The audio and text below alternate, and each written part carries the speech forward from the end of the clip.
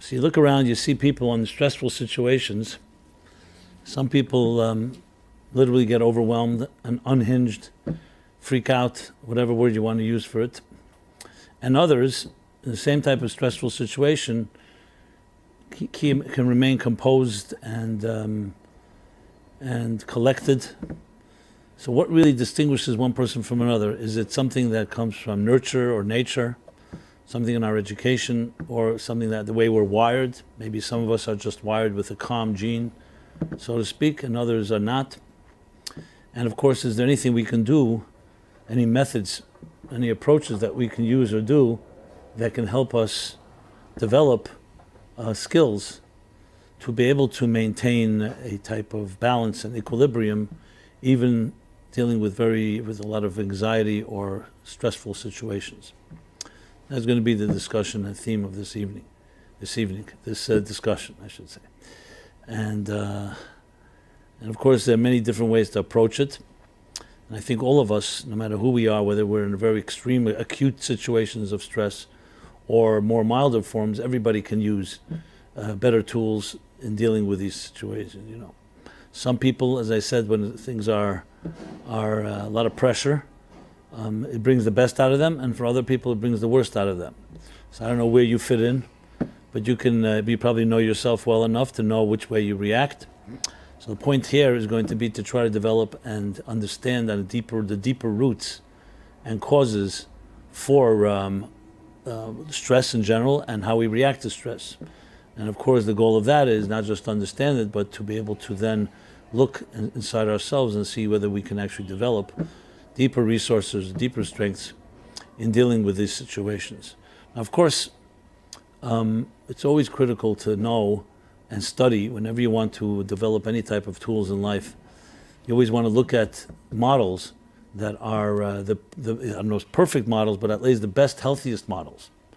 What I find very often is, even though we're in situations that are challenging, whatever challenge it may be, whether you're dealing with different fears or insecurities or internal ones, or based on things we grew up, based on experiences, trauma or abuse in our childhood, whatever it may be, there's one thing, the issues that we have to deal with. There's another, that we often make a lot of mistakes in how we deal with it.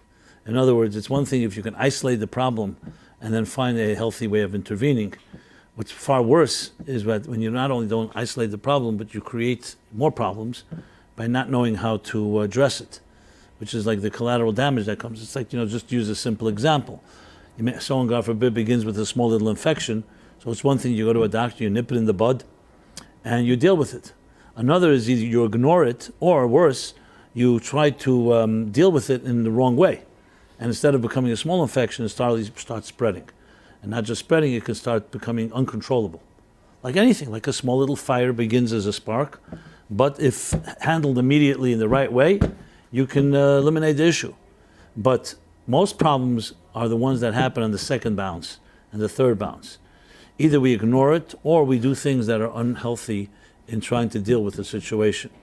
So it's interesting because you'd think it would be so simple. Okay, bad things happen. We're all going to have challenges. And you think, okay, once you have a challenge, fine. So the next step is to do what you got to do. And most problems begin because we don't do what we have to do.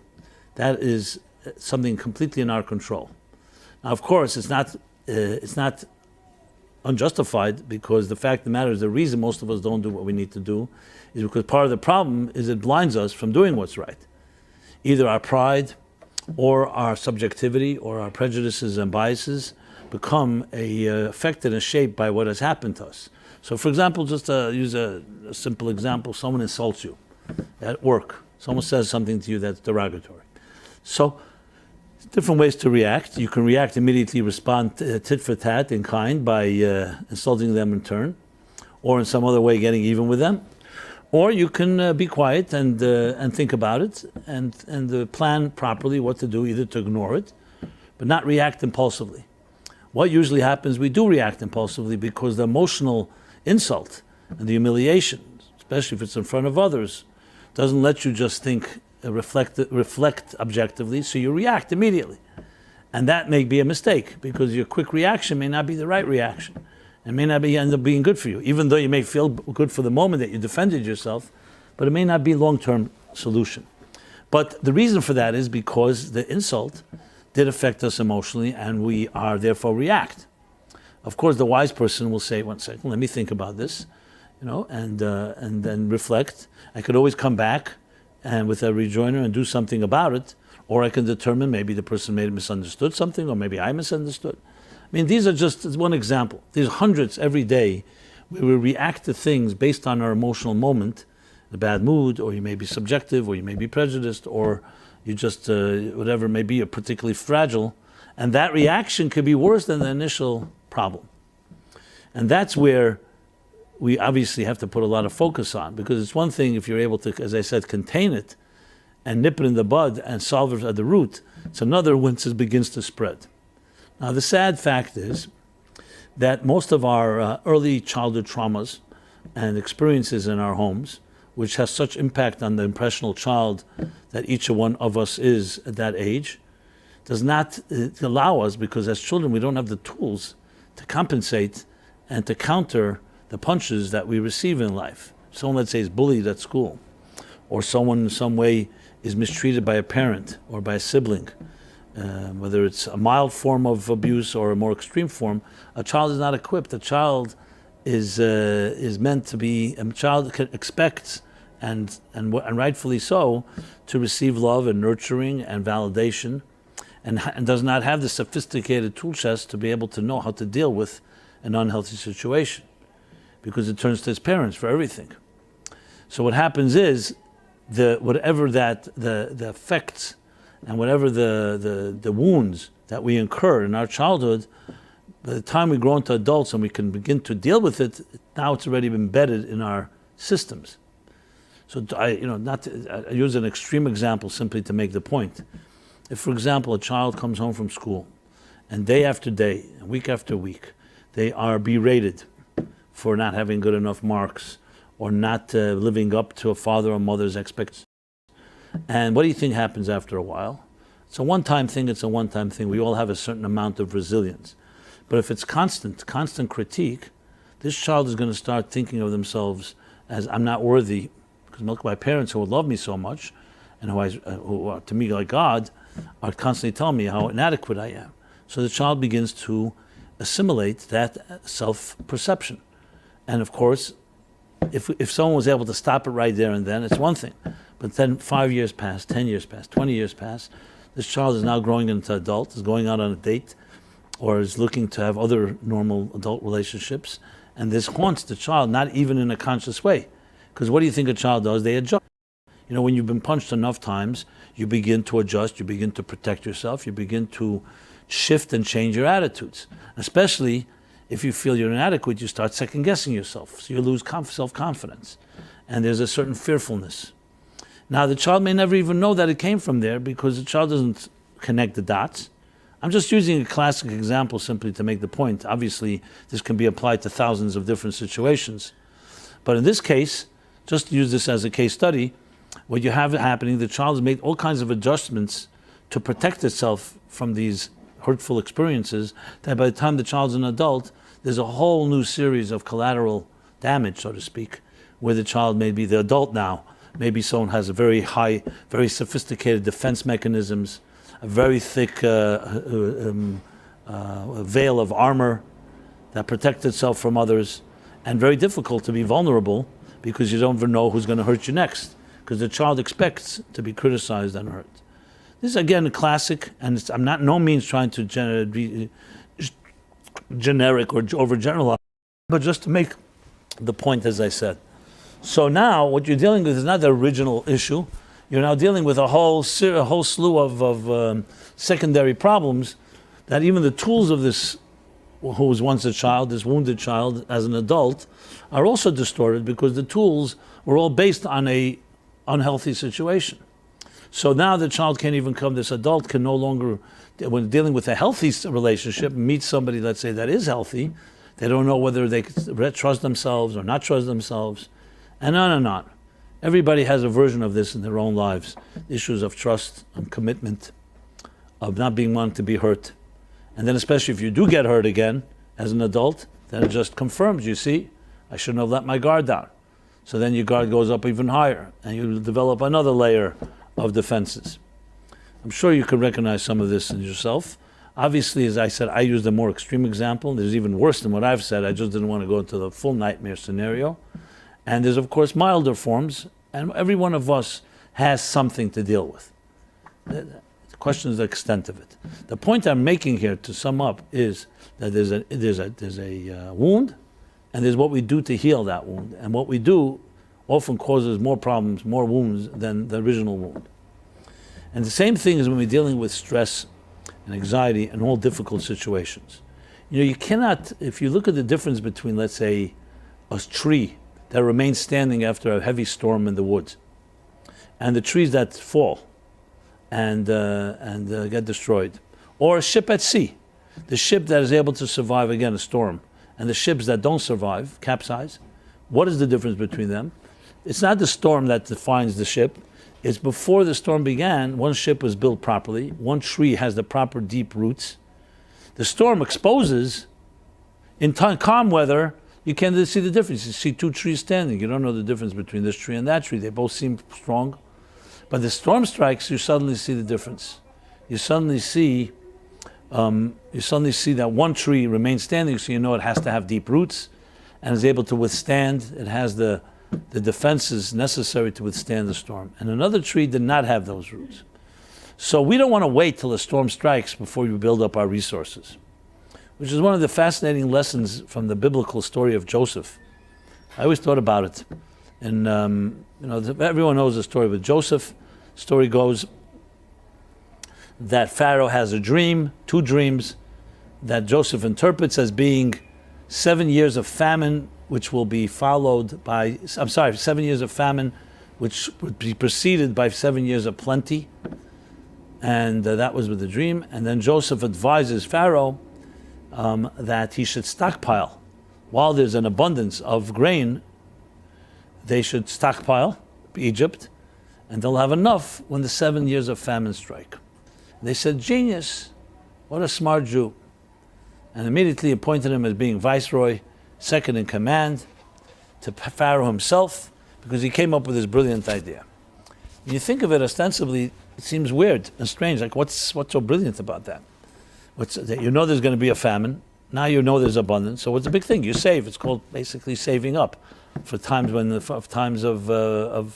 the dry season, so to speak. But if you think about it, the brilliance was not the idea. The brilliance was execution. Everybody never thinks in terms of what's going to be tomorrow. Say, oh, tomorrow will come, I'll deal with it. Famine, maybe it won't be so bad. Right now, you live in the moment. That's why they have all these vehicles called forced savings, automatic withdrawals. Why? Why can't you just say, every month, on the first of the month, I'm going to make my payment? Because most of us don't.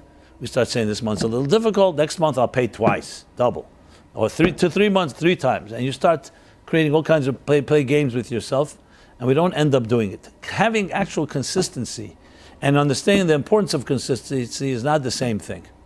What Joseph's brilliance was that he actually implemented. That as difficult as it was, he rationed off the grain, even when there was complete plenty and abundance. Never say, why are you rationing? Because one day will come, it won't be that way. And they'll say, maybe the dream wasn't exactly that way, maybe it won't be so bad. Nobody implemented. And that's what turned Egypt into a superpower. So it's one thing to know, another is to act. It's one thing to know that you should have a strong tree in your life, meaning you should be a strong tree. You should build a strong ship, not wait for a storm. But how many of us do that? We say things are good times now. Good times, psychologically, emotionally, I feel confident, I feel strong. Why should I be worried about the times that may not be that may be more challenging? But that's what defines the difference between the strong trees and the weak trees, the strong ships and the weak ships.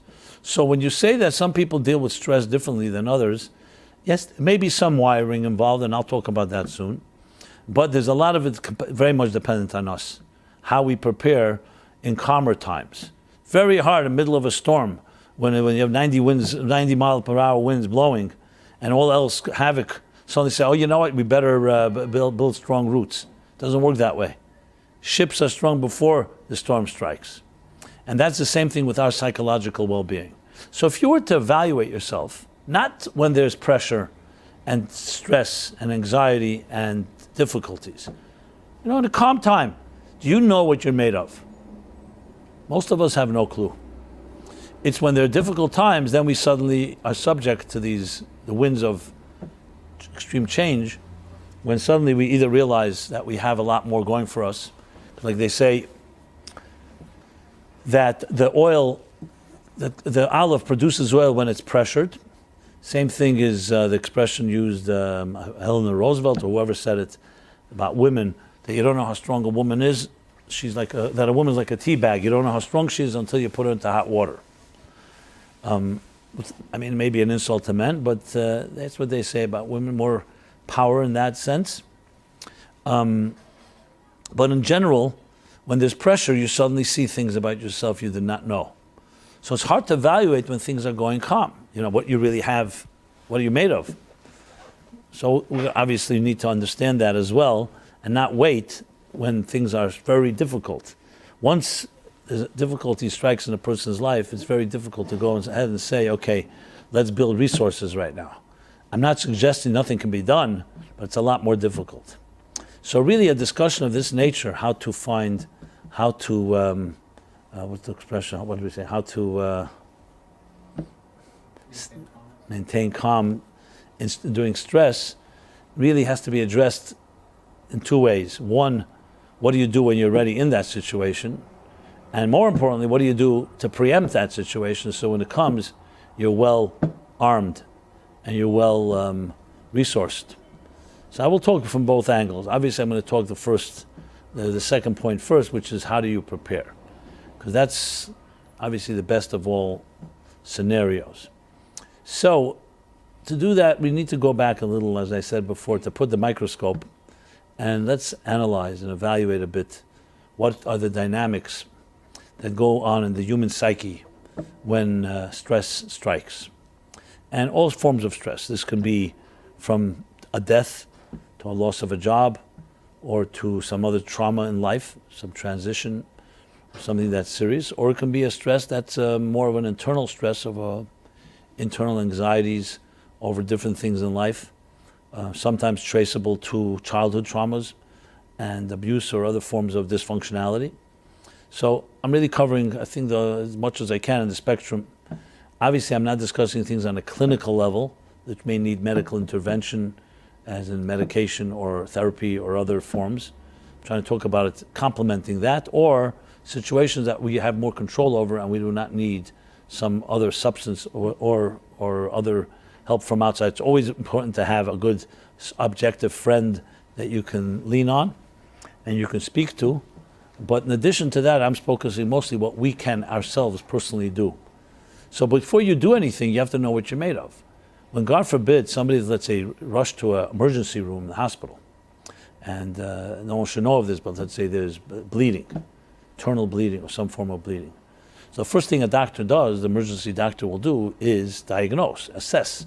You need to immediately know. Obviously the first thing they'll do is stop the bleeding, obviously. But the first thing you need to know where it's coming from. And you need a trained person to know where it's coming from. Because as I said before, if it's not a trained person, you could end up doing things that can cause more damage. That's why it's very important when you have an emergency victim to know exactly not to move the person, when to move, how to move, because you can cause more problems if you don't know what you're doing. So the same thing is psychologically. If a person is in a situation, in any given situation, you need to know, what are we made of? Where is this coming from? Because if you do the wrong type of intervention or you don't do any, you can cause more problems than solve.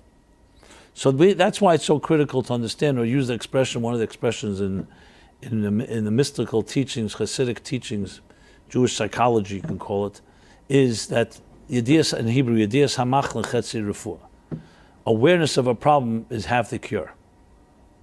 So if there's a problem and you don't know what the problem is, that itself is part of the problem.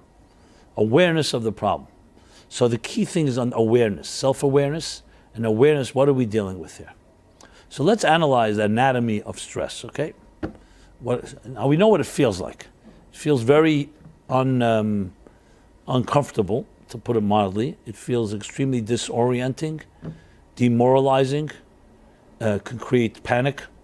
Stress is a very challenging thing, because you're, let's say, in a very calm environment, everything is going smoothly, and then something happens, unexpected, something you would completely not prepared for, and it throws you. Everybody can be overwhelmed by a situation. Of course, we're going to be talking about what you can do, and that's why you'll find the difference between different people reacting. But it's a natural thing. If you're suddenly subject to a scenario that you did not expect, you come home, you see your whole house is upside down. Just use that. God forbid a fire breaks out somewhere, or anything of that nature is going to create stress because you're not ready for it. You don't know what's happening, and you're not prepared what to do next. So a trained person is going to know how to go through step 1, step 2, step 3, and let's figure out what to do quickly. An untrained person will panic, and that panic could create even more problems. You see a drowning victim, for example, and they're thrashing about. So a trained lifeguard knows how to go over to that drowning victim and knows how to grab them. Because if you go regularly, they'll pull you down. And a person in that desperate state is very strong. They'll pull down anyone, even those coming to save them. Why? Because they're so desperate they can't think straight. So a good lifeguard will go from behind, grab the person in a way that they can't attack the person who's coming to save them. Now you'd say, it doesn't sound logical. Here's a person coming to save you. Yeah, but drowning is not logical. You lose your logic. You're not thinking straight because you're desperate, and especially if it gets really situation you feel completely panicky. So you are in a place where you cannot really know how to approach it. Okay. So what is the dynamics of the stress? Dynamics of the stress is the following. We're all created, and I'm talking now healthy children born with normal skills and tools. We're all born with tools to be able to survive. For example, even newborn children, without any conscious effort, cry when they're hungry, thirsty, in pain, uncomfortable. If they didn't cry, no one would know there's a problem. So that's how God created, that's how we are created. Without any effort, the human body has its survival instinct, and it will cry out when there's a problem. Now, when the child is older, they can speak, fine. But the same bodily instincts exist even in adult life. For example, you put your hand too close to fire, your body has nerves, and is going to sense warmth and heat, and you'll pull away. Or other things that the body has its instincts that it senses.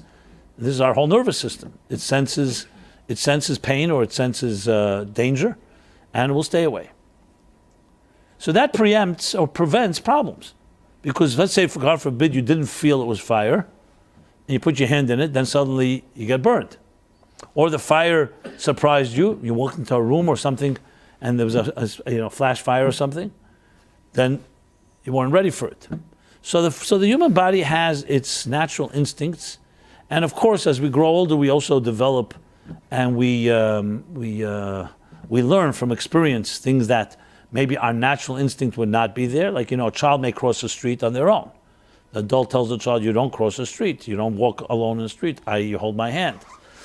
At some point, we develop that knowing, even though we may never have seen a car, God forbid, hit someone, but we know that we come to develop things that may be more dangerous than others. There are, of course, situations that even as adults, we may not even know is dangerous. It may not even be dangerous physically, but it may be dangerous psychologically or emotionally. Like, what effects does a predator or a con artist that can emotionally manipulate have on you? So if you're smart and you're savvy, you sometimes can prevent, but there are people that are really good, and there are people who can fool and can lie and be duplicitous. So that comes with experience as we develop experiences, or before we make a move, we check with someone that we trust. So we adults have developed all kinds of mechanisms and tools and instruments to deal with situations and not allow stress to come into play. But it's inevitable that a person is inevitable that we are going to definitely face situations that you cannot prepare for. This can be surprises that you simply do not know how to prepare for because you weren't expecting it, or it's due to situations that are completely out of our control. And that's when what happens is the body goes into a type of let's just use an example like allergic reaction. Just like someone may have allergies, so the body goes into hyper mode to protect itself. What happens is when there's a stressful situation, the body will tense up and we will become somewhat lost or disoriented, as I said, or even demoralized. You know? And I am just using scenarios just to make the examples. God forbid anything should ever happen to anyone that's any of my examples. I'm just using it just to make my point. You're walking late at night, you hear footsteps behind you. You know, what do? You weren't ready for it, you didn't expect it, etc. So I'm talking about natural, not when you're not trained, you panic. Maybe there's nothing to panic about, but there's a certain fright that sets in, and often you make mistakes as a result because you don't think straight, you don't know what to do next. That's just a small example, and there's other examples. Now, this has nothing to do with our fault. This is due to circumstances that have overwhelmed us that we were not ready for. And obviously, you can't prepare for everything. But what happens is the body goes into a type, the body, and I would say even the mind and the heart, all go into a type of emergency state. And when you're not trained, what happens is the body and the emotions and your mind will lose sight, like I mentioned with the drowning victim, and you'll do things that are not rational. You may do things that are even destructive. You know? Whereas, as we'll soon discuss, what you can do to counter that. So stress really, basically, think of it as a bodily, I would say it's a psychosomatic, that has physical and emotional and cognitive responses to an unnatural situation. And each of us will react differently, but we won't react normally because it's not a normal situation. And an abnormal situation is going to automatically create abnormal reactions. The question is now whether these abnormal reactions are ones that we can refine and do things about, so we should be able to take more control over it. And that's where we have the capacity to develop different methodologies. But it's important to understand exactly what I just said here, that there's a natural state we're in where we feel safe and comfortable, and at home or with people we trust or environments we trust, that we know what to do. You know how to maneuver through that because it's comfortable. Then there's situations that are not comfortable. Now that doesn't mean every uncomfortable situation will turn into a dangerous situation or something that you should stress over, but it's definitely, we're not like a fish in water. We're not comfortable there.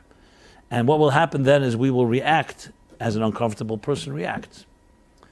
Now here are the few factors that are critical to take into account. What does it mean to be calm? Let's talk about calm. It's always good to, by contrast, you want to talk about lack of calm, being panicky or unhinged, as I mentioned, or other ways that we lose ourselves. So let's talk about what is the calm state. The calm state, really, based on what I'm saying, is essentially when you feel that you belong, you feel comfortable. Exactly, I used the example of a fish in water. A fish is comfortable in water. Take the fish out of the water, the fish will start thrashing about because it's not its natural environment. Same thing with us. We're comfortable when we're breathing, our heart is beating, and we're healthy people. What happens, God forbid, a person suddenly loses oxygen and is unable to breathe? We get panicky, like what's happening? Again, no one should know of this. So the natural state, when you say calm, is basically where you feel your sense of belonging, you feel a sense of seamlessness. As a matter of fact, as I mentioned many times, health doesn't feel like anything. Someone will say, what does it feel like to be healthy? If you were able to describe a sensation, you probably need a doctor, because health is not supposed to feel like anything. Breathing should just be smooth and seamless and invisible. Health is invisible. It's a healthy energy flowing through your body without any thuds and dull or sharp sensations. It's just the way it is. If you're right now, I don't know where you're at, but let's assume everybody here is feeling very good. So what does it feel like? What's your left foot feel like right now? Before I mention it, you probably didn't even notice it's there because you don't feel anything. If it's a healthy foot, you're not going to feel anything. And the same thing with the rest of the body. Things are flowing smoothly. You know, you think about it, you start thinking, oh yeah, I'm breathing. Does anyone know, do you know how many times you breathe every minute? An average person takes 18 breaths. Did you ever think of that? It's so seamless we don't even know, which is, of course, the gift, the blessing. You go, God forbid, to a hospital. You see someone struggling to breathe, they need a respirator, or something else to help them breathe. You realize, oh, wow, it's a pretty big miracle to breathe. So the calmness is a result The serenity is a result of belonging. To put it in a little more psychological terms, it's where the subject and the object melt into one and you're not conscious of yourself. You know, you're reading a book, for example, and you're immersed in this book. You're absorbed to the point you don't even realize you're turning pages. You don't even realize it's a book. You can actually feel the suspense of the book. You can cry, you can laugh, you can be frightened. And you think about, what do you mean? You're just reading a book. Someone walks into the room, they see you laughing, they see you crying. Why are you crying? You're just reading a book. Because the book has become so one with you that you're like in the scene. It's as if you're living it. That's what a good author can do. What's happening? The subject and the object, meaning you, the subject, and the object of the book have become one. To the point, what sometimes is called in the zone, to the point you can't even distinguish between the two. It's a tremendous feeling in a positive way when you're in that place. As a writer, I can tell you, and I'm sure the same thing is with musicians and with people who are developing any projects. When you're in the zone, there's a certain peacefulness because you're not thinking about yourself. You're not thinking. Sometimes you could be up all night and realize, wow, it's already the morning. And I don't even realize how tired I was, how hungry I am. These are moments when you're in the moment. You're in the zone. You're completely absorbed. Healthy love is an expression of that. When you're with someone you love and you're really completely in the moment or in the time, it's not a whole experience like you're watching yourself or conscious of yourself. So you could basically say, here's the formula. Okay? Object and subject are joined together in a state where you're not self-conscious about it, equals a calm, an inner calm, an inner peace, an inner state of serenity. The more conscious you become, the less serenity there is, because you start asking yourself, do I look right? Am I here? Am I not here? What is the other person thinking about me? You don't have that when the subject and object join together, because you don't have self-consciousness. Now you look at healthy young little children, as I said, healthy, not been hurt in any way. They have no self-consciousness. You ever see a child that's self-conscious? Before parents impose it on them or subject them to it. Children crawl around. Thank God I have today grandchildren. As a grandparent, you have more time to watch, and I observe, and I see this free abandon. There's just exploring everything without a shred of self-consciousness. Don't care what people think. As a matter of fact, you have to actually run around this baby because who knows what they can do. Stick their hands in the wrong places, it could be dangerous. But on the other hand, the good side of it is they're not self-conscious. They're just exploring the world in this adventurous, exciting way, and sometimes it's very envious to just be able to be in a place like that because they're totally comfortable. However, should a parent or an educator or any adult start yelling at the child? So, okay, one time, fine. But continuously yell, what will the child start doing? They'll start repressing themselves from exploring. They'll say, who knows what someone's going to say about it? I'll be judged, I'll be criticized, I'll be punished. What's happening here, right there before our very eyes, if you're able to look at this in a close-up, and let's say they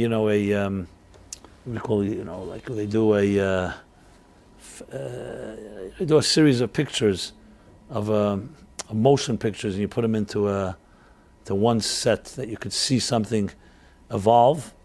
So you'd see how an innocent child, completely non-self-conscious and completely comfortable, suddenly becomes uncomfortable. And that child, in that type of environment, will continuously start second-guessing themselves, become more and more self-conscious. If the parents are loving parents and nurturing parents and validating, they will validate the child's exploration and self-confidence, and that child will grow up to be someone that is pretty fearless. In a good way. I don't mean fearless in a crazy, reckless way, but fearless in the sense that they don't second-guess. They have a healthy sense of confidence. Now, obviously, that also needs to be measured. Everyone needs humility, but they don't have that constant, am I being accepted? Do I have to please people? They don't become pleasers. They have a certain sense of self, and you know that they're at peace with themselves. I've seen people like this in my life. Not many, but I've seen. And you could tell immediately. You could see a person just comfortable in their own skin. You get the concept? And some people are just not. And it's not a critique, Because most people not comfortable in their own skin is not due to their own fault. It's because they were made uncomfortable. And and they're now a product of that. But that doesn't mean you can't reverse it. So what is calm then is a state of belonging, a state of feeling that you are comfortable, and thus nurtured. You go swimming, you go to the beach, you go underwater, there's a certain calm, because it's almost a recreation of the 9 months that we spent in the submerged in embryonic fluids in our mother's womb. That's not to be underestimated. The 9 first months of your life, before you became an independent child, but from moment of conception, developing into a fetus, 9 months, you were completely submerged in another human being. Everything was taken care of. What you ate, what you drank, what you breathed, everything. Completely protected. Now, God forbid, unless a mother is taking drugs or doing other unhealthy things, most children will have that gift. And even if the mother is psychologically screwed up and will be later abusive, but the 9 months, God protects the child, even from an unhealthy mother. Again, except if she does things that are literally unhealthy. So it's interesting. We begin our lives, and the Kabbalists, the mystics, actually talk a lot about this. How we begin our lives submerged, literally like a fish in water. Literally. And that's why we begin with a fighting chance that we enter the hostile world, and the umbilical cord will be cut. And more than once in life. Once physically, the other times figuratively, hopefully. You will have been empowered with an arsenal of a calm state of serenity that began the beginning of your life. As a matter of fact, according to the Medrash, some of the sages, they say that existence itself, the universe, began completely submerged in water, and it was only afterwards where water and land were separated. Even from the point of view of the Big Bang, that was also the case. Everything was one soup of gases before it exploded and began to become a shape into the universe as we understand it today, into a many multifaceted. So there's something to be said about that state of inner unity or inner seamlessness. And that is when every time we feel calm in our lives, in a sense, we're going back like that to that natural space. When you're comfortable with somebody, what's really making you comfortable with them? Besides the fact that you trust them, what makes you comfortable is that you feel that you belong, that you feel you're not being judged. There's a lot of action going on in New York today. This is very stressful to me, all these New York sounds. I know you get used to it, right? But you're going to see, I'm going to try to compose myself and make sure to demonstrate calm amidst New York's emergency vehicles. Okay, that was a little aside. So when you're comfortable with someone, if you could analyze, evaluate the anatomy of it, it means there's a comfort with a trust, where you know, as I said, as soon as someone starts judging you, you could see it right away. You ever see people, you meet somebody, you right away see in their eyes, they may not criticize you right away, but with their eyes they're already giving you a look over, and you're ready to hear stuff. You're not comfortable around people like that because they're projecting their own garbage on you. And doesn't mean you're necessarily vulnerable to it, but it's not comfortable. Whereas you see some people, they just look at you with kindness. And I'm not even talking now love per se, just a certain compassion and kindness, a natural reaction of respect, dignity. You know very well when your dignity is being respected and when it's not. We all are able to tell. Some people, unfortunately, think that they deserve to be abused, and therefore not surprised someone assaults their dignity. But that still doesn't mean that they feel good about it. And many absolutely are insulted because we deserve that right. So where do we get that from? We get it from because it's our natural birthright. As I said, 9 months in the womb, and the natural state of the soul. I'm introducing the soul here now. The natural state of the human soul is comfortable. That's why children are comfortable until they're told to be not comfortable. It's a fact. Again, I'm not talking about extenuating circumstances or something. I'm talking overall, that's the way it is. So really, our natural state is calm, and our natural state is serenity, and natural state is seamlessness and lack of self-consciousness. So what happened? What happened was the natural state was upset, was disturbed by something. And usually it begins in our homes, and then it could be in our schools, in the early age, and then in our environments, and in the social settings. And as we grow older, as many people will tell you, as I get older, I get more and more cynical, because I see that most people are parasites, or in it only for themselves, selfish. And yes, they may be giving if they get something in return, but I began my life feeling I could trust everybody, and now I'm at a point where I feel I can't trust anybody. You ever hear familiar such lines? I don't know where you're at. Some people are in between and still moving, but usually that's the trajectory, which of course is quite disturbing, because, and if you say to someone, how could you, it's quite depressing. They say, yeah, but it's realistic. I was once idealistic. I thought people really were better people. Now that I came to realize, my best friend screwed me at work. This one came a few dollars, this one for a promotion, and the competitive dog eats dog world, and it's a rat race, and all the other cliches and bumper stickers or whatever you want to call it. And most of us then develop a certain jaded attitude. Maybe we retain some of our idealism and some of our hope, but we become very wary, because you meet people and you don't know who you're talking to. Especially people will tell you, I was in love with someone, and we were deeply in love, and I thought it was mutual, and everything was going great. And then one day, goodbye. Complete surprise. Betrayed. Abandoned. I can't believe it. I thought I knew the person. And what do you think that does to you? It reinforces the attitude that I don't know who I could trust. So hopefully you don't completely lose your trust, because then you close off the door finding the right person.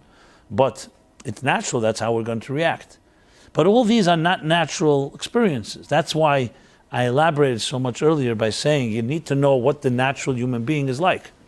When I hear someone tells me they will never find love in their lives, or they have given up because they can't trust anyone, etc., and they tell you why, because everything they've gone through, you want to cry.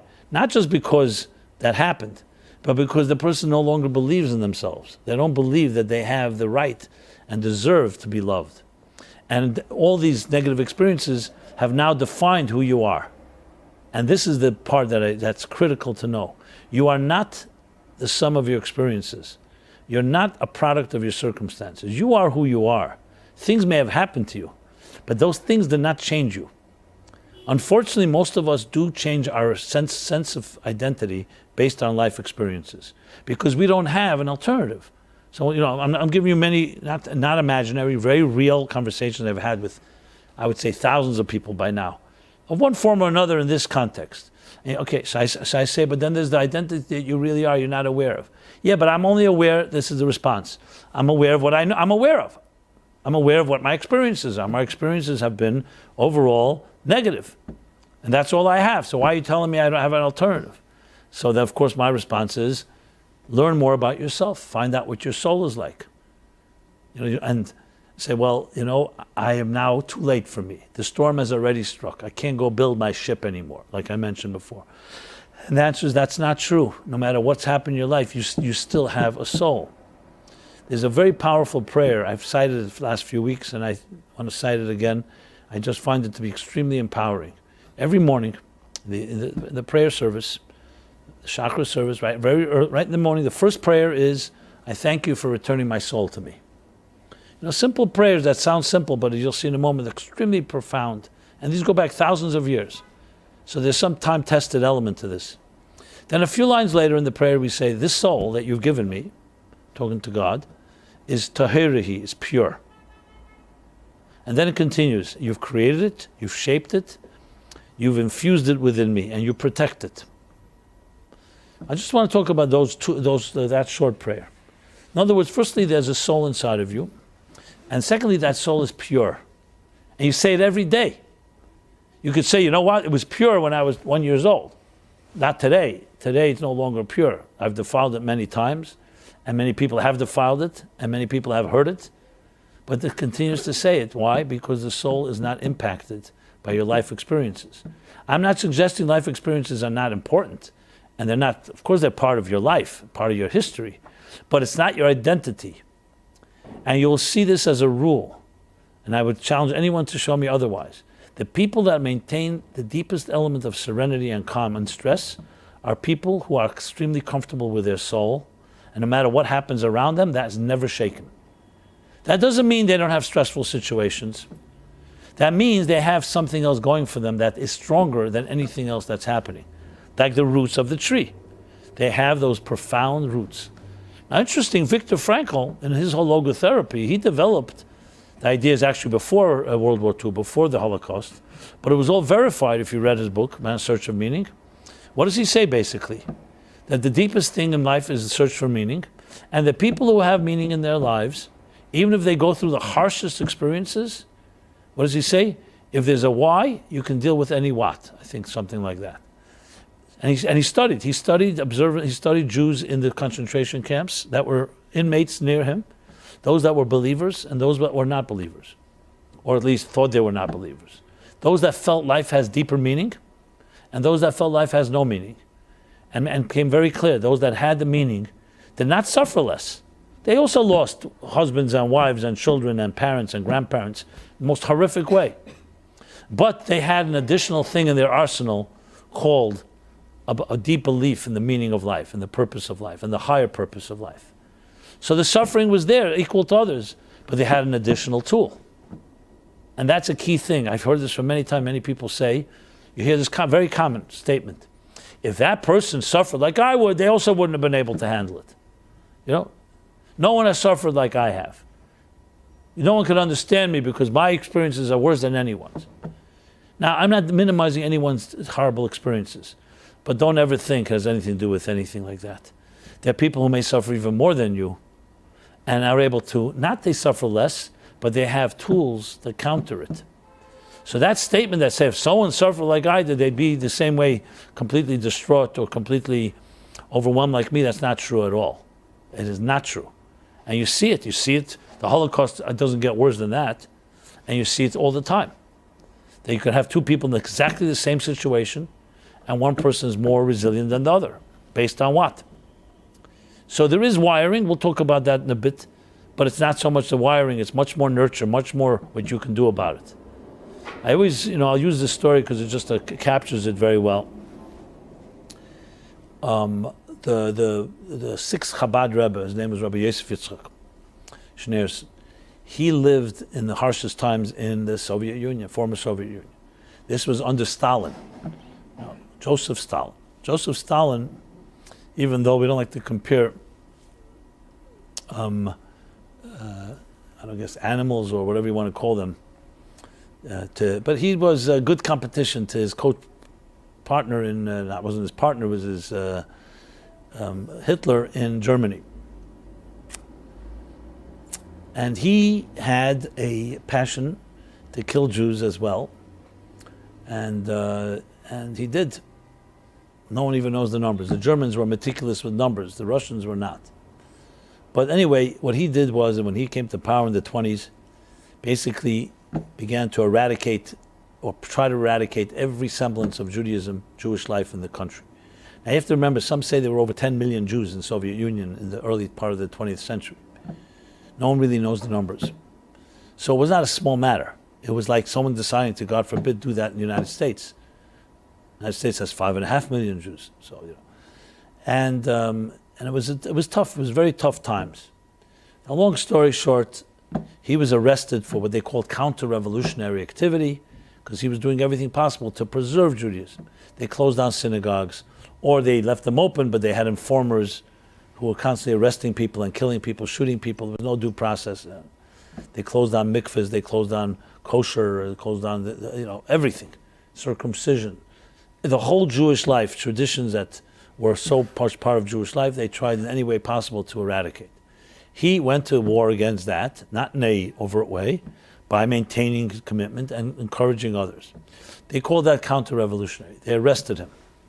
Now, arrest there was not exactly you hire a lawyer and you get out if you're innocent. There was no such thing as a defense attorney. It was a kangaroo court, set up completely only prosecution, and you're completely at their mercy. Now, this Rebbe he wrote a diary, which he called Tractate from Hell, Masechta Gehenim, that's what he called it. And he described the torture and described what he went through and all. And in his mind, he said, the day he entered prison, And he said to himself that I made a resolution that I will, no way will I cooperate with them. And whatever happens, happens. But I will not lose my dignity and give up my own choices because of them. And he insisted that they let him keep his talis and tefillin. And even though he was fluent in Russian, he spoke only Yiddish. Mind you, some of his captors, his main captors, were Jews. They were called the Yevsektia. These were called the Jewish communists. They were bigger anti-Semites than all the non-Jews. And as a matter of fact, some of them had grandfathers who were Hasidim of this man, Rabbi's grandfather.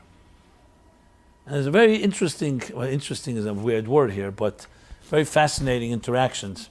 I want to share one main one. He, as I said, refused to cooperate. So one of his captors, who's Jewish, his name was Lulav, said to him in Yiddish, he put a gun to the Rebbe's head and said, Rebbe, in Yiddish he said to him, this object here has made many people cooperate. Many a man cooperate. And the Rebbe responded to him, this toy, in Yiddish tzatske, can frighten someone that has one world and many gods, but not someone who has one God and many worlds, or one God and two worlds. So Lula became so enraged, he said to him, yes, we will see who will prevail over whom. And the Rebbe said, yeah, we will see. What happened was, of course, all these captives, they ended up being shot, because nobody was loyal to anybody. Lulav was shot within a few weeks after that. The Rebbe came out of prison, miraculously. Actually came to the United States, 1940. I don't think I'd be sitting here today, were it not for this man. And I think about this story many times, because you see it, one second, a gun to his head. He's not exactly in a place where he has friends. They could have killed him. He was not exactly embracing death, but he was a man that was free, because nothing could frighten him. Why? Because he had a soul. You can take my body, but you can't take my soul. You know, a person who has only one world and many gods, that's it. You take away this world, nothing left. But someone that has diversified, you want to use an investment language, the eggs in many different baskets. So you take away one basket, I have another world. Not that I want to go there, but I'm not going to be frightened. This is not the end. And I can tell you, I have no question in my mind that the Jews that marched to gas chambers, and some of them singing songs of, I have complete faith in God, or saying Kaddish, or saying Shema, or other prayers, they were not insane. Because you could say, one second, where's God in this God-forsaken place? God completely abandoned the Jews. They were subject to the worst dehumanization besides death. I mean, if you just think about how it makes your blood boil, and think about it, if we were there 70 years ago, we'd all be there.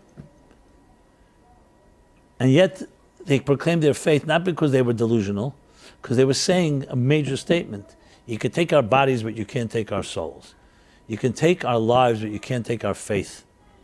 We will prevail. And if it won't be us, it'll be our children. And if it won't be our children, it'll be our grandchildren. I'm using this as a very important example. I'll bring it back to our discussion in a moment. And when you go today to Berlin, and you go to the Brandenburg Gate, where Hitler, Yimach Shemai, would stand with his hundreds of thousands of legions. We have images, videos. Go and find Hanukkah. Tell me what you see where Hitler stood. There's a Hanukkah menorah. And the Christmas tree is all the way to the right. And you'll ask the rabbi how they pulled that off. He'll say he convinced the curator that for aesthetic purposes, it looks nice to have the menorah in the center and two trees to the right and the left, where Hitler stood. And Hitler's Nazis hide their identities, and their children and grandchildren don't want you to know who their grandfathers were. And there are Jews walking in Berlin today with tzitzit, with kippot, women lighting candles, Shabbat observed. So you ask, yes, 6 million were taken, but who prevailed? The obituaries they wrote did not get fulfilled. We're here. And you see it in the former Soviet Union, elsewhere. To me, these are not just nice stories. These are lessons, psychological lessons that you can derive tremendous power from. You know why? Because these people were not defined by their circumstances. They never allowed They suffered but did not become sufferers. And to apply it back to our discussion on a far less stress that we have, because our biggest stresses, unfortunately, could be health issues and others, and I'm not minimizing it. It's exactly the same formula. It's what you have inside you before the stress strikes, and even when the stress strikes, that will define who you are. And if you don't have that, now's the time to start building it, because it's never too late. We all have it, as I said, our birthright. We have a serene, natural calm inside our soul. The problem is it could be completely trapped and locked away, and the rest of you has developed a new personality that gets stressed out. So you have to know, firstly, that that's not the real you. And you say, how can I prove it? You know what? Let's say I can't prove it, but I think it would be nicer to believe that about yourself than just to think you're just one big neurotic, stressed out, what do we call it? So even if, secondly, I could prove it, because I've seen with my own eyes how people have been able to access that. But you have to believe in yourself and believe that you once had that, or let's put it this way, you were once a child that had that and accessed it, and may have gone undercover because you've been hurt.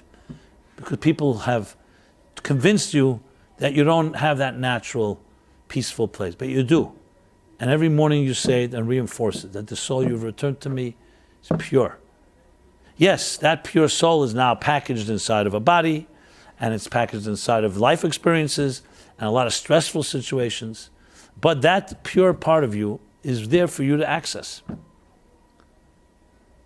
You know the eye of a tornado, right? They say eye of a tornado is a very calm place.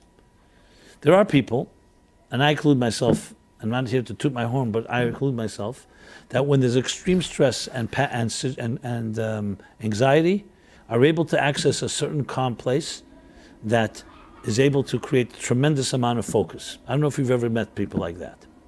Many get caught up in the winds and become part of the problem. But there are those, and look at it like, commander-in-chiefs. They cannot afford to panic because they have lives at stake that they have to protect. So there's an inner calm that we all have within us. This doesn't mean the situation is peaceful. You obviously have to come up with a strategy to deal with it.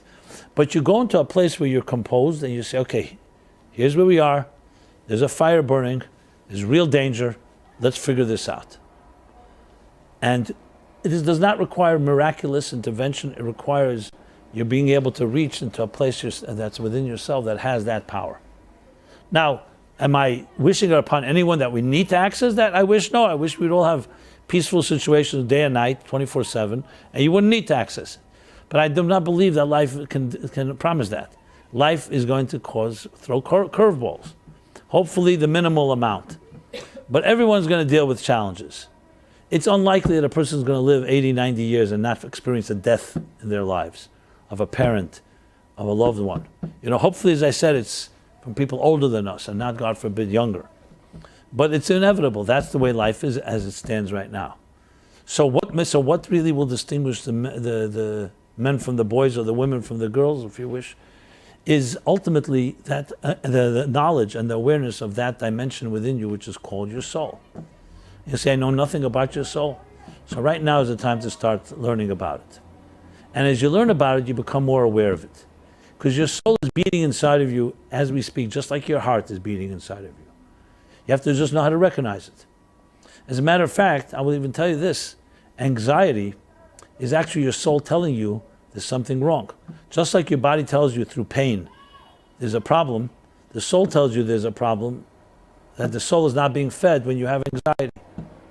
It's the language of the soul. I don't want to sound morbid, but dead people don't have anxiety. Live people have anxiety because they're alive and something is off. So you feel anxious. Something is misaligned. But you can realign. And the first step is you have to learn about your soul. Absolutely. If you're in a very deep, stressful situation, as some people are, it's even more important because that's the only thing that will give you some peace. You're not going to find peace from the material world or from doctors because they'll tell you, you know what, we can't do anything. Let's just accept it. That's from a medical point of view. But the resilience of the soul is something that doctors cannot talk about, except some doctors do, they know. You remember that book by Oliver Sacks, It was later turned into a film called Awakenings. Anybody read it or seen it? Nobody? Okay. It's a very interesting scene there. We've thought about it many times.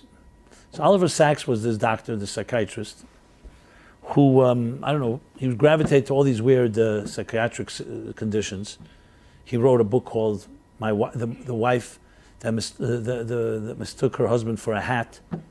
I know it sounds strange, but he dealt with a lot of these different strange situations. Now, in the 20s or 30s, some virus struck a community here in the United States. I'm not sure which city.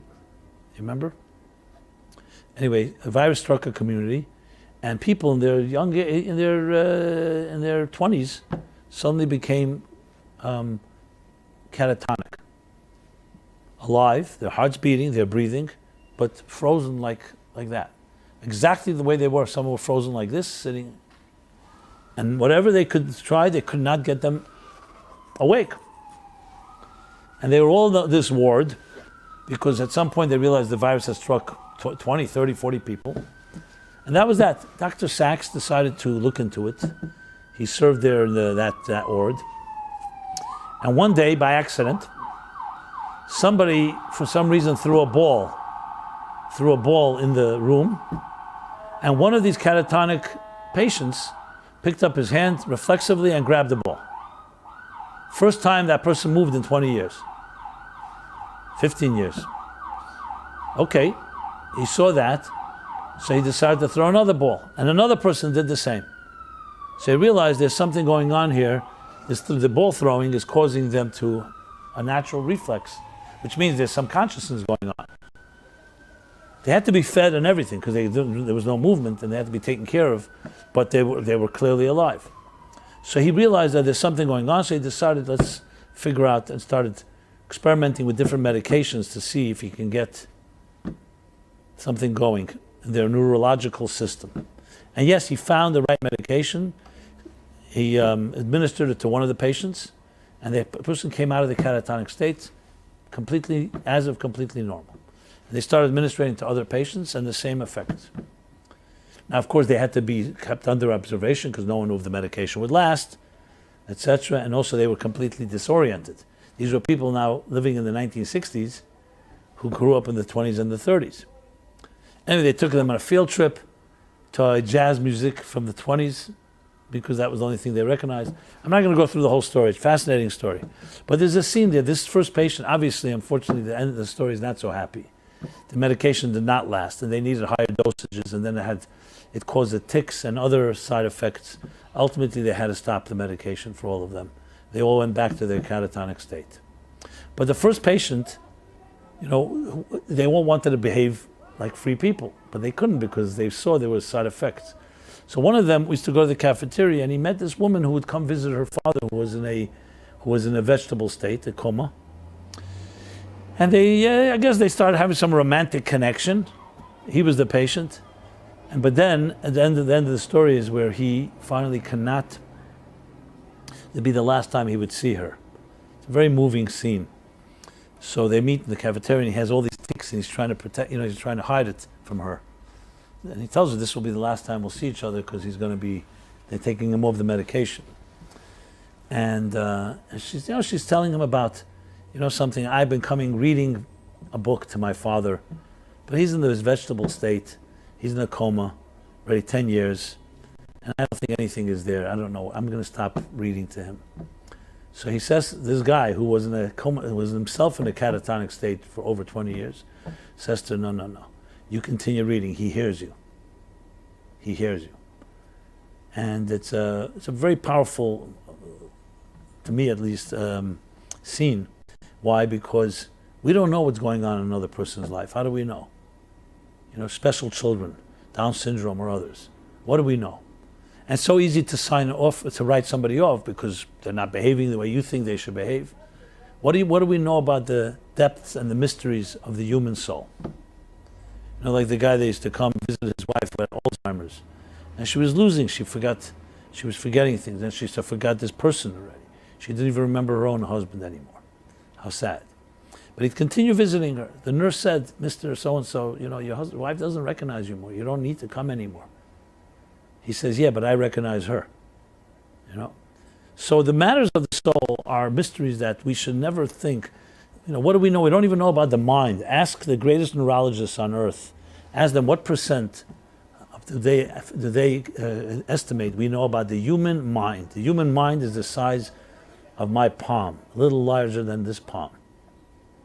What do we know? If they tell you we know 5% about the mind, we'll be lucky. That's what they will say. I've asked. The mind, let alone the human psyche and the soul. Now, medical advancements are tremendous. Longevity, age expectancy, life expectancy, and so on. Not taken away from that. But we know so little about this little human being called the 5-6 foot frame human, 100, 120, 130 pounds. I'm not going to go higher than that.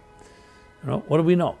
We know more about outer space, millions of miles away, than we know about this little creature here, right? Sitting right here in this chair, meaning all of us. The soul is an unfathomable and deep and mysterious place. But there are books that talk about the soul. You mentioned the Omer book. We're now in the 49 days between Passover and Shavuos. I wrote the Omer book, which dissects the 7 times 7, 49 emotional attributes.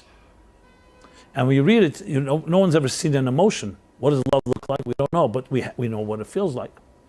And there's discipline, and there's compassion, and there's endurance, and there's humility, and there's bonding, and there's dignity. 7 emotions. And you follow this as we have an app. This is a plug, but I'm not trying to plug it. I'm really trying to make a point.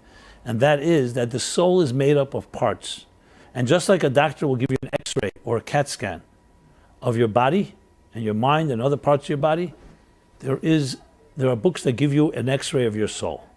A real X-ray. Again, it's not a physical X-ray. It's not made up of physical parts, but it's made up of spiritual parts.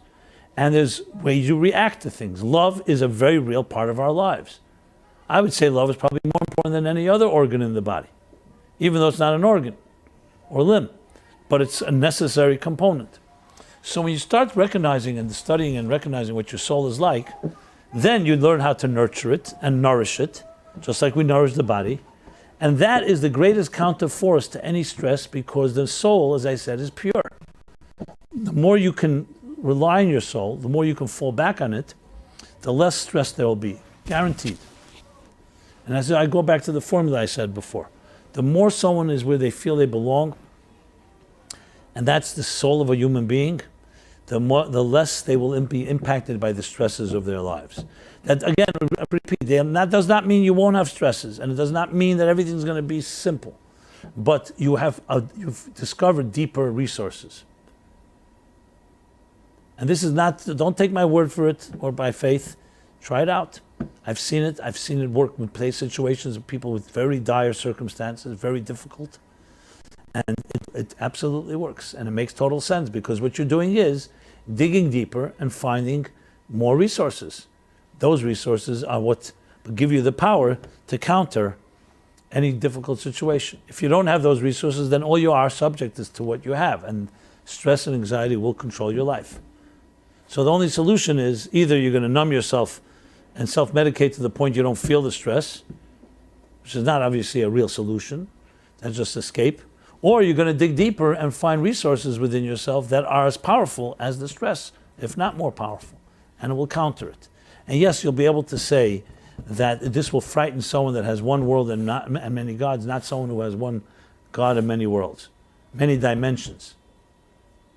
Sadly, we live in a very materialistic universe that really seems to gravitate for relief to material pleasures, money, power, influence, sex, other physical pleasures and escapes that become somewhat of a, I guess, like an oasis, something that numbs and relieves our short-term relief of our existential pain.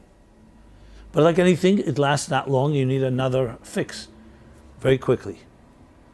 And if you don't have those fixes, you're either going to suffer or you will, as I said, numb yourself. And there's another option, which is a more longer, shorter road, and that is to find within yourself a resource which is your birthright and part of who you are, that actually is a source of calm and serenity. You actually can open up a reservoir that's ready inside of you, and it will pour into your life inner calm and serenity. Now, it may sound crazy, it may sound miraculous. It's not, because it's there already.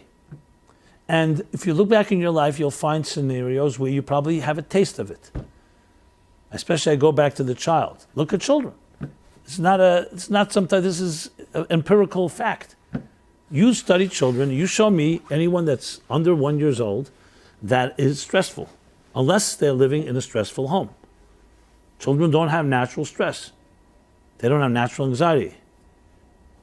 Again, except in circumstances that force it upon them.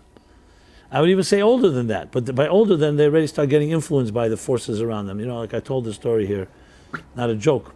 A guy told me to come to this class.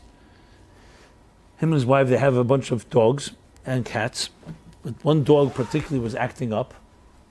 And they're well-to-do, and they have a veterinarian, but not only a veterinarian, today you also have dog psychologists. I kid you not.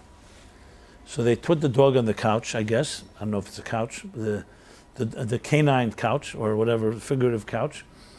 And the psychologist, the dog psychologist, told them these words. I mean, when they told me, I burst out laughing, and they said, "Why are you laughing? We're crying." Okay, but then I couldn't control myself. The psychologist told them that the dog is exhibiting a lot of neurosis and clearly picking it up from them, because the dog on its own doesn't have neurosis, and they have to stop arguing and stop being so tense in the home. And they were they're mortified. They said, "You're right. It's true. We do argue and all that, So very, very healthy creatures put them into an environment of stress. They're going to get stressed. That's how it is. You ever go to a party and you can just feel from the top down, from the boss down, from the hosts down rather, stress? The waiters are stressed. Everybody's, and they also get stressed. It's like the whole place is just an exercise in tension. And then you come to parties where you just feel comfort because the people on top are comfortable and spills over, and it's a comfortable place to be. It's not difficult to pick up. Now, I know that reality is also some people are addicted to stress. Like someone tells me, more than one person has told me, that when I go to a place that's too peaceful, I get nervous. Because I thrive on stress. And therefore, some people actually create situations, crisis. You have this. You can see this in relationships, in dating and so on. Some people need to create a crisis. You say, why are you creating a crisis? They're not even conscious of it at times because they're comfortable. That became their comfort zone. It's like if you breathe toxic air for too long, it's the only air you want to breathe. And if someone brings fresh air, they say, that's not good for me because it's makes me cough. But because they get so used to toxicity. So the point of the matter is, we become somebody that we're not. And I am ready to state with everything I know and experience that many of us are not who we really are, behaving not who we really are. I'm not going to compare us to dogs, obviously. That's not my point. My point is the stresses of life and the circumstances of life have defined you. And that is the real tragedy, because it's not you. It's bad enough the things that have happened, but now that you yourself say, I'm a product of that. Like I always point out when someone says, who are you? People give you their business card. Every time and I say, but that's not you, that's what you do. So the smart ones will say, well, what I do is what I become. It's true. You become your job, but that's not who you are. Everybody knows that. But that's life. We become what we do. We become what our activities are about. And therefore, instead of it being the other way around, that your insides, who you are should define what you do is define who you are. Now, it may not sound so terrible, but it becomes terrible when especially it's negative stuff. And that is what it comes down to. So a key place this plays itself out is in relationships.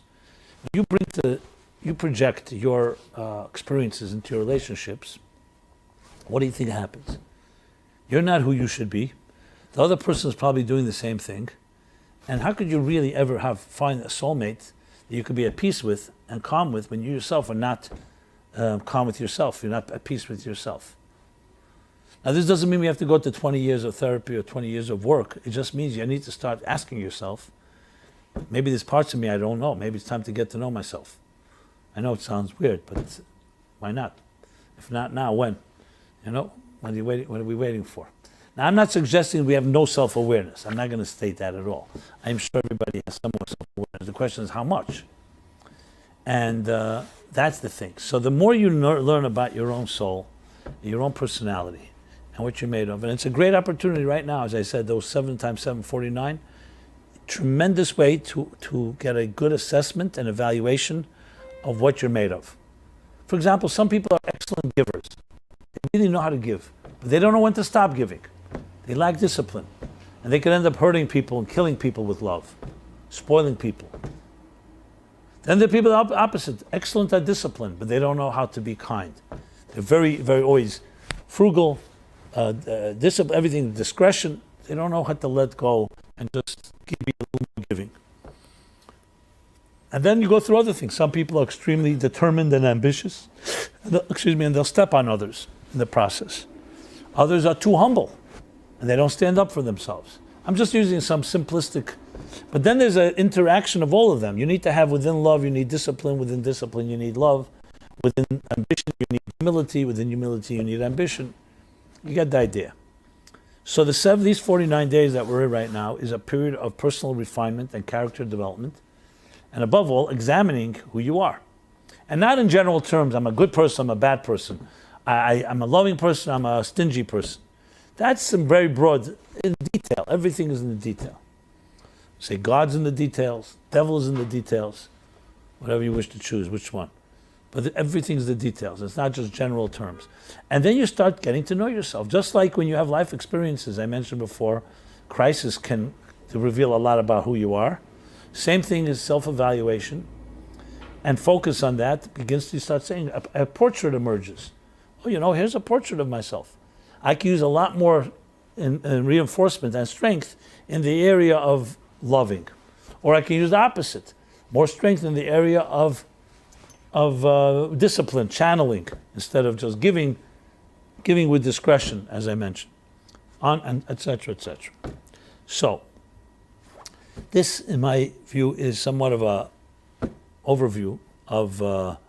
It can be exhaustive in this time slot, but hopefully it's enough to give you some food for thought, some feelings for thought, for emotions for feeling as well. And there's plenty more where this comes from, in the sense where you can go to our site, meaningfullife.com. There's a lot of resources. Just put in stress, anxiety. You'll find plenty. I have a whole chapter of fear and anxiety in my book, Toward a Meaningful Life. But I suggest the focus should be not on relieving fear and anxiety or stress, but the opposite. Focusing on the strengths you have, that automatically, the more you can hold on to that, immediately it will somewhat mitigate and somewhat weaken those negative, those stressful forces, because you have somewhere to turn. And it could be through prayer, and it could be through study, and it could be through volunteering and doing good deeds. All these things take your mind off yourself and feed your soul's purpose and mission in this world. Because the more you are dedicated to a cause greater than yourself, the more your soul is fed. The more your soul is fed and nourished, the less stress affects you. Not the less stress you have, and not the less stressful experiences there are, but the less affects you. And that's critical. Just like they say on a plane, put on an oxygen mask first on yourself before on someone else, because if you're not strong, you're going to be very difficult for you to help somebody else who is in a stressful situation, whether it's health or other sorts. So, to conclude on a positive note, each of us, has tremendous arsenal and reservoir of strengths and potential that lie in the heart of your soul, and it's time to get to know it.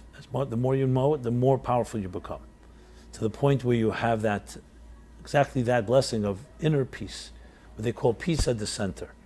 No matter what's happening, you have a certain place you can always go to that gives you some inner peace and transcends all life experiences.